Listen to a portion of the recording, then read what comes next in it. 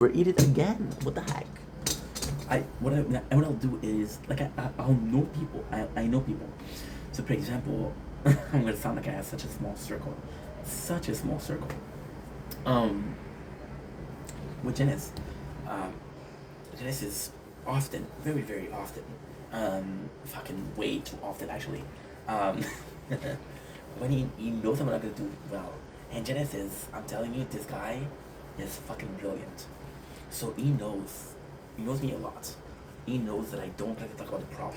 So what I'll do is, for example, he watched a video, and I did a video last week and said, "Oh, I feel like quitting." He didn't talk about it. He didn't talk about it. But then he sent me a song, and I was like, "Hey, I know that I saw the video where you're talking about quitting, and this is what I need to listen when I feel like I'm giving up."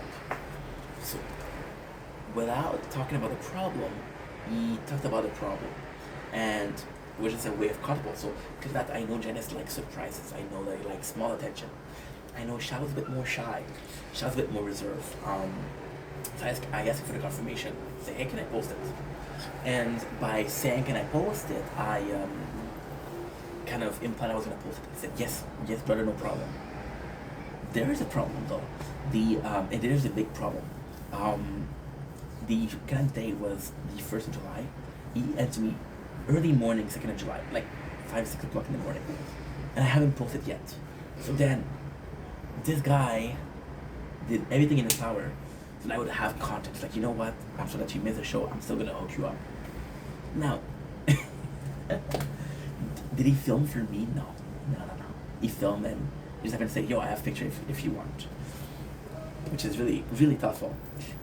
When you want to do something for someone, don't ask them. Just do it. But then because I didn't post it, I'm like, fuck, dude. That was not relevant because it's not as relevant. It's my fault because if I posted the second one, people were going crazy. And if I posted tonight, people were gonna say, "Wait, that was 3 days ago. What are you doing?" This is how quick life goes, right? So thing 10 is a little things. I had a person today reach out to me and say, "Hey, can I get unmanagement here?" Um, Now I'm gonna do a very quick way. I'm gonna do a very quick recounting of what happened with that person. The reason they abandoned. You're a bit younger, so a bit of immaturity, but we used to play this game all night, and it was a really hard game. But this guy's like a pro, so then he would see me play, and he would kind of make fun of the content. And he did that a lot. So then every time I would go after the stream, I would kind of go to give him shit like, bro, what you said was not okay. Don't do that, okay? But then every time that I would go, and that was the crazy thing. Before the stream finished, he would come in my DM and say, I'm sorry, dude, I was a dick to you today. I had a rough day. No, I understand what's a rough day. And then, because I didn't know him a lot, when he asked me to be a mod, now here's the crazy thing. Because Twitch I don't get a lot of people, I'll make people that it doesn't matter who I made mod. Because if I had like 50 people in the stream, I would trust a couple people. Now because we have 0, if you're a mod, what can you do? You're gonna mute yourself. You're the only person in here. So I modded him. And then when I saw that he was complaining about all night, I stopped playing the game. It's like, okay, well, the only view that I have is kind of giving me shit. And I played another game. And then he started doing, I was streaming and he was making comments. And I'm like, dude, what are you doing? This is so disrespectful. I banned him. And then when I got a message today, my first thought was like, oh, well, it's been a year. Like, give the guy a chance. But then at the same time, I've been adamant about making the place a little bit more secure. Now Twitch, I don't have a lot of people, but TikTok I do have a lot of people. And TikTok, I got amazing mods. Jordan, Janice, Anna. Anna, she's wonderful. I got Andrew. Andrew's a badass. Andrew's a badass. Andrew's a badass. Who else do I have? Well, that one don't really come often. So I got Silver Mo that comes in. And I got, that's pretty much it, I think, for mods. For TikTok, it's a bit more of a secure place. I want to make it a habit. I want to get to be. So then I was like, well, if you're unbanned and you don't have a lot of people in your stream, so it wouldn't be such a big deal. Because the guy asked you nicely. But at the same time, I'm like, well, why you were so adamant at making it a safe place? What changed, right? And I feel like 2010 is the reason why. I feel like between two worlds. In one world, I'm the nice guy that allows people, forgive people, which is something I did before. This guy I forgive multiple times. He did this for 2 weeks. 2 weeks, and every single night he has an excuse. So I met him. And on the other hand, I'm like, well, I know what you did, and although you possibly change, possibly mature, if I allow this behavior, I'm gonna. If I say yes to people, people ask me, why don't you never have people in your corners on TikTok? Well, because I had people and they fucked it up. I had a girl, and she was like, and to my difference, I didn't know. She was like 14, 15, you know, 14, 15, and you're like, so she wanted to come up. I'm like, sure, no problem. This was my first guest, and I made a mistake. I made a big mistake because it was my first time having a guest. I didn't know how to keep people out. So she comes in, and the first thing she says is talking about penises. I'm like, you're allowed to talk about penis, but not with an adult. A kid, they should talk about penises with an adult. But I know that she was a kid, no. Even then, even if she was a kid, did I care about having her in the street? No, as long as you're a good person, I don't care what age you are. As long as you, this is a safe place again, a safe place. And then she starts saying the N-word. And I'm like, okay, well, this, I couldn't kick her out. So then, it was a bad experience, so I don't do it again. And it's all those little things you can't really let go, but you want to let go. And that's spreading thin. That's spreading thin. Like, for example, the whole thing was about cheating. So spreading thin is actually quite simple. Today Nature Garden was crazy nice. It was so beautiful. Oh my god, you have no idea. It wasn't beautiful in the sense of something special happened, but it was just a lot of wind. And with a lot of wind, clouds went out, this clear sky was blue. Sky went out.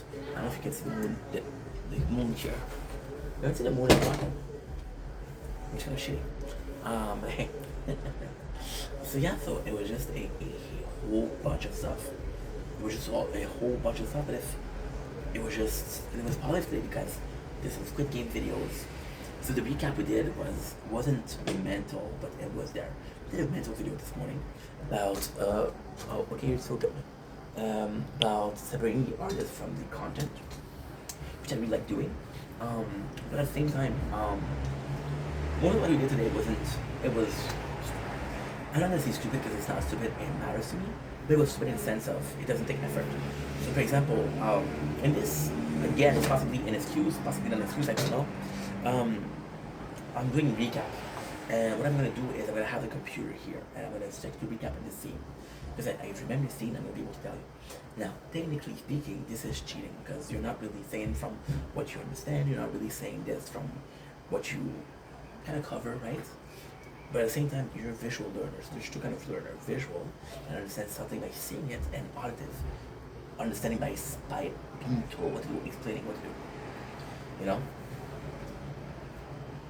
I had this fight with this guy at work, and he told me 3 times because at the end he really started trusting me. He said, I want this like that. And he told me horizontal and vertical, and I wasn't sure what he meant. I thought he meant the pieces, but he meant the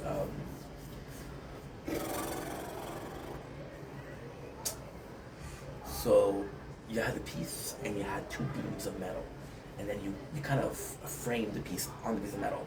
Not a piece of metal. So then I got in trouble, and I said, he said to me 3 times.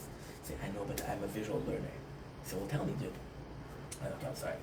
You know, and I'm a visual learner, so maybe this is tools. I had a talk with a friend lately about tools and how useful they are. Photoshop, program to make music, really, and these tools, so you need to use them. For example, I was kind of against, and this is actually a good subject. I was kind of against ChatGPT. On principle. I know that you guys know that I'm a bit uncomfortable with AI. What I'm gonna do, not today, but in the near future, I want to sit down with a person, and they really explain to me AI and how useful it is and shit like that, right? Because I want to get into it. You shouldn't be afraid. Me being afraid, me avoiding it, is not gonna change anything.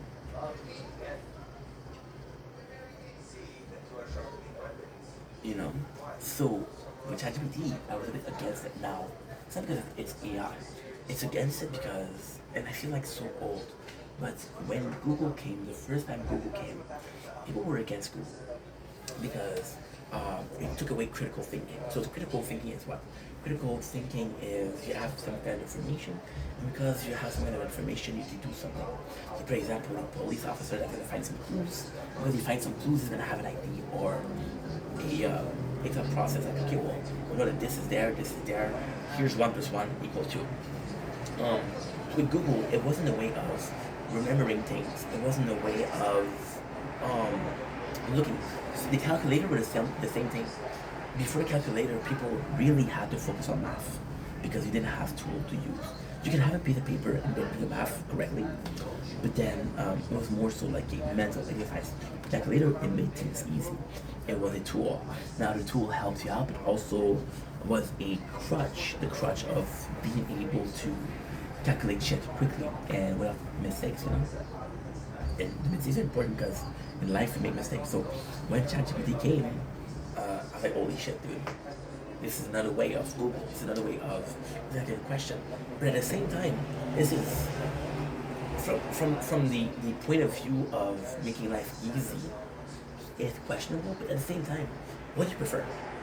You prefer to come up with an answer that's wrong, or you prefer to have an answer that is correct and a good answer.